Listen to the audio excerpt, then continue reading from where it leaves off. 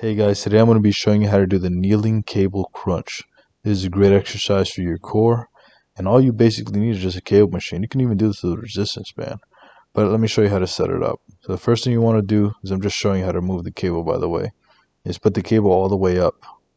Then you want to use the appropriate weight. I recommend you start off light, where you can do 20 repetitions with proper form, and then start slowly increasing the weight each week or every other week.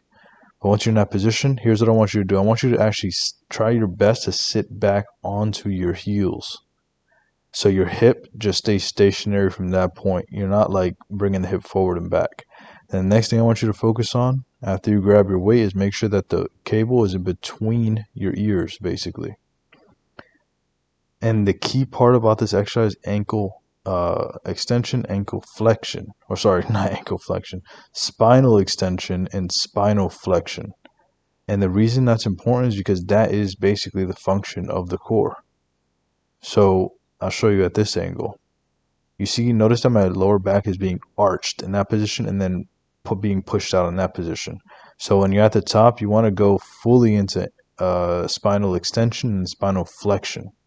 So instead of just thinking about going up and down, you're thinking about curling as you're doing it. You're curling your torso. You're curling over. And what I also want you to do is to breathe out when you're going down. Fully breathe out. You don't want any air in the way of the abdominal contraction. You want to breathe out completely. And if you feel like you're getting lightheaded, then that means that you're doing the reps too fast. So breathe out when you're going down, breathe in when you're going up. And really think about keeping those hips down, because if not, then trust me, you're not going to feel this. You're going to feel like you're just moving, you're doing like a hip extension or something like that. Now, the reason that I recommend this exercise is because this is basically the function of your core, and you're just adding some resistance to it, some steady resistance in the form of a cable.